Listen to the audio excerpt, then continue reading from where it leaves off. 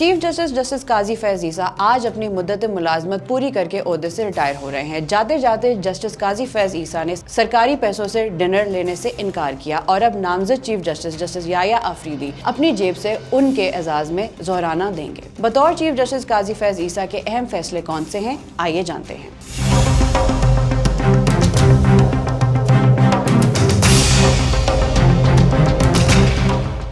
खैबर पख्तूनख्वा में शीशम के दरख्तों की कटाई से मुतालिक मुकदमे की समाअत करते हुए चीफ जस्टिस काजी फैज ईसा ने खैबर पख्तूनख्वा हुकूमत के वकील को तवज्जो दिलाई कि आईनी इदारों के लिए मुअज़्ज़ज़ और इज्जत माआब जैसे अल्फाज इस्तेमाल ना करें। उन्होंने कहा कि आईनी इदारों के लिए वही अल्फाज इस्तेमाल होने चाहिए जो आइन में लिखे हुए हैं। मौजूदा चीफ जस्टिस की जानिब से जल्द फैसलों का तसलसल आर्टिकल 63A के मुकदमे में भी नजर आया, जब पीर के रोज नजरसानी समाअत शुरू हुई और जुमेरात को चौथी समाअत पर बेंच ने मुत्तफिका फैसला सुनाते हुए नजरसानी अपीलें मंजूर कर ली और 63A पर जस्टिस उमर अता बंदयाल की सरबराही में समाअत करने वाले बेंच का 17 मई 2022 का फैसला कलादम करार दे दिया। 17 सितंबर 2023 को चीफ जस्टिस का मनसब संभालने के बाद चीफ जस्टिस काजी फैज ईसा के आम नौयत के कई फैसले किए, जिनमें ज्यादा का ताल्लुक खवातीन के हक विरासत से था। जस्टिस काजी फैज ईसा के मनसब संभालने से अब तक पाकिस्तान तहरीक इंसाफ उनकी सरबराही में मुकदमे के होने वाले बेशतर फैसलों से नाखुश नजर आई, वो नैब तरामीम केस हो या फिर आर्टिकल 63A का। लेकिन इस नाराजगी में ज्यादा शिद्दत 13 जनवरी 2024 के उस फैसले से आई जिसकी रूह से पाकिस्तान तहरीक इंसाफ को उसके इंतखाबी निशान बल्ले से महरूम किया गया। इससे कबल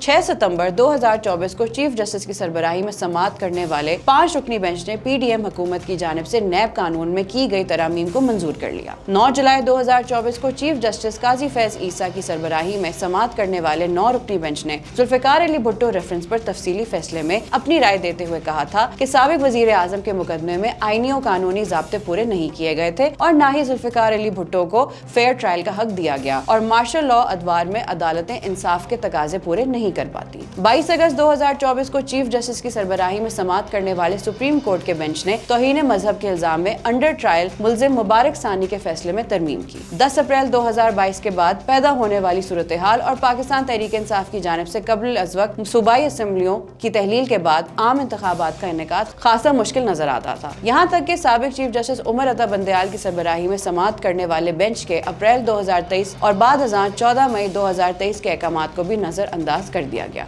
लेकिन चीफ जस्टिस का मनसब संभालते ही जस्टिस काजी फैज ईसा ने इलेक्शन कमीशन को अहकामात जारी किए कि हर सूरत इंतखाबात की तारीख का ऐलान किया जाए, जिसके बाद इलेक्शन कमीशन ने इब्तदाई तौर पर 12 फरवरी जबकि सदर मुमलिकत आरिफ अलवी से मशावरत के बाद 8 फरवरी को आम इंतखाबात के इनेकाद का ऐलान किया। 12 अक्टूबर 2023 को चीफ जस्टिस की सरबराही में समाअत करने वाली फुल कोर्ट ने PDM हुकूमत की जानिब से मुतारिफ कराए गए प्रैक्टिस एंड प्रोसीजर एक्ट को मंजूर कर लिया। सिविलियन के फौजी अदालतों में ट्रायल से मुतालिक मुकदमे की समाअत के लिए चीफ जस्टिस काजी फैज ईसा ने जस्टिस रिटायर्ड सरदार तारिक मसूद की सरबराही में एक बेंच तश्कील दिया, जिसने 12 दिसंबर 2023 को सुप्रीम कोर्ट के गुज़िश्ता फैसलों को मुअत्तल करते हुए 9 मई के सिविलियन मुल्जिमान के फौजी अदालतों में ट्रायल की उस शर्त पर इजाजत दी कि इन मुकदमात के हतमी फैसले जारी नहीं किए जाएंगे। लेकिन इस मुकदमे का अब तक हतमी तौर पर फैसला नहीं हो पाया। मजीद अपडेट्स के लिए देखते रहिए vnews.pk।